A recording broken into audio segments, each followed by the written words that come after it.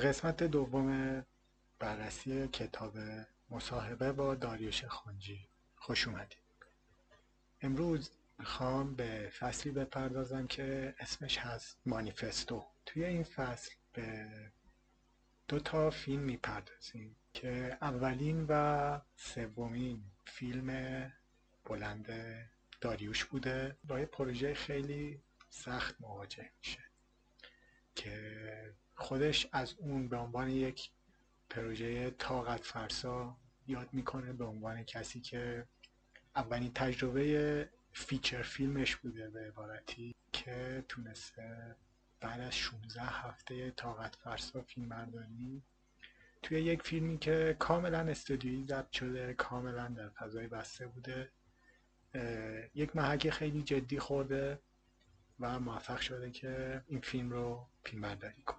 از اونجایی که یک تم کارتونی داشته این فیلم و حتی کارگردان این فیلم کلا یک ذهن کارتونیستی داشته و از اون سبک کارگردان است که استوری بورداش رو کاملا از صفر تا صد نقاشی میکرده و سر صحنه تصویربردار کاملا با یک چیز مشخص مواجهه، که یعنی کارگردان مانیفست خودش رو مشخص میکنه، میگه این مانیفست منه، من یه همچین چیزی از تو میخوام، این دیدگاه منه و لطفا تو اینو واسه من اجراش کن. که در واقع کارگردان اصلی فیلم یک سری ایده ها رو داره، یک سری تصویرهای ذهنی رو داره و کارگردان تصویربرداری یا DOP Director of Cinematography یا Director of Photography میاد و اینها رو ترجمه تصویری میکنه، اون ایده ها و اون ذهن کارگردان اصلی رو تبدیل به تصاویر سینماتیک میکنه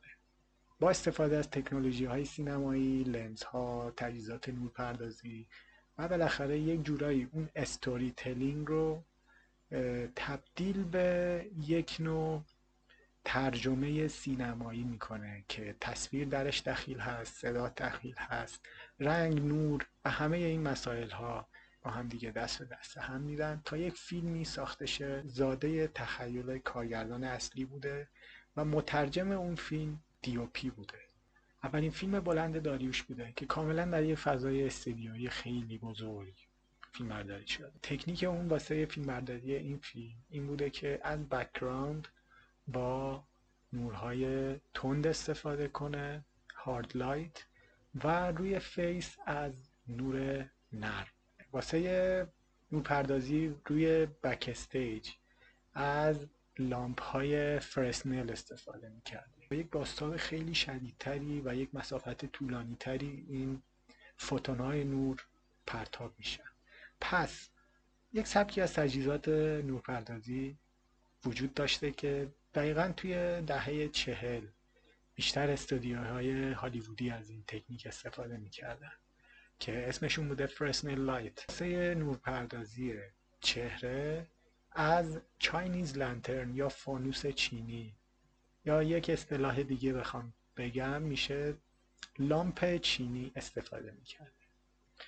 خب این لامپ چینی این قابلیت رو در اختیار سینماتوگراف قرار میده که یک نور نرم دفیوز شده میده که چهره رو خیلی شبیه یک نوع جسم آسمانی میکنه، یک نوع یک ستاره مثلا دنباله داری که این شکلی داره یک مسافتی رو طی میکنه، یا شبیه به تابیدن نور به ماه یا مثلا نور به خورشید که یک حالت گرد به صورت به بازیگر میداده. حالا بعد از انجام فیلم دوم بلندش داریوش الان خیلی با تجربه تره و برای فیلم دوم آقای ژان پیر دعوت میشه که The City of Lost Children رو هم فیلم برداری کنه.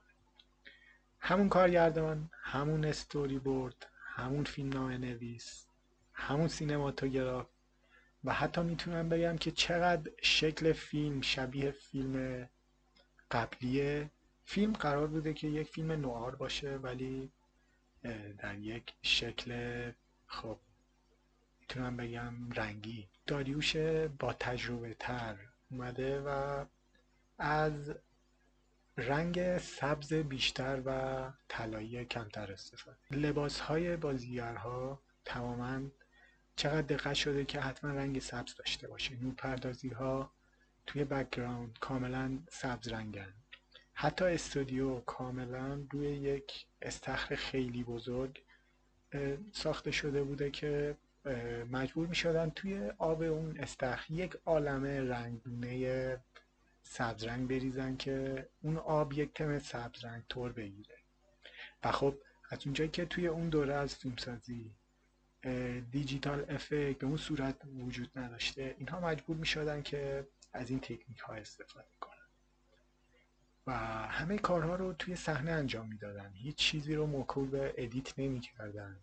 حتی تصویرها رو تماما سعی کردن توی همون صحنه در همون لحظه به اون نتیجه دلخواه برسونن. داریوش توی این فیلم از 2 نقاش ریفرنس میگیره که چهره بازیگرها رو روپردازی کنه و اونها یه دونشون اوتو دیکسن و یکی دیگهشون جورج گروس. بازیگرها رو به شکل یک نوع موجود عجیب و غریب تر در میاره. و یک تفاوت دیگه این فیلم به لحاظ تکنیکی با فیلم قبلی، توی این فیلم از لنز 18 میلیمتری کاملا استفاده میشه، در حالی که توی فیلم قبلی از لنز 25 میلیمتری استفاده میشه. پس هرچی لنز وایدتر باشه، یک تصویر و یک تکسچر و یک بافت خیلی سه‌بعدی تری رو توی تصویر میتونید تجربه کنید. واسه تکنیک نورپردازی توی بک‌گراند از ژل ها استفاده شد. من اینجا به صورت آزمایشی اینو انجام میدم که ذهن شما نزدیک‌تر شه و احتمالا شما میتونید تصور کنید که توی یک وسعت خیلی بزرگتر نورپردازی توی صحنه‌های سینمایی اینها به چه شکل در میومده. ژل ها این شکلی هستند که یک لایه پلاستیکی پر ژل طور هستن و وقتی که روبروی منبع نور قرار می گرفتن رنگ های متفاوتی رو میتونستن ایجاد کنن که من رنگ های مختلف رو اینجا انتخاب میکنم که استفاده از این ژل ها واقعا به نظرم یک تاثیر خیلی خاص جزئی ولی واقعا موثر توی بک‌گراند میذاره و بودن این ژل ها به نظرم خیلی میتونسته توی اتمسفر سازی اون فیلم کمک کنه. پس از یک عالمه ژل سبز استفاده کردم، از یک عالمه پیگمنت سبز، از یک عالمه لباس های سبزی که طراحی شده بوده واسه اون فیلم و تماما یک تم سبز رنگ طور داره اون فیلم و ما میتونیم این پیوستگی رو مدام توی فیلم ببینیم. داریوش میاد از لنز کوک مدل S2 و S3 استفاده میکنه.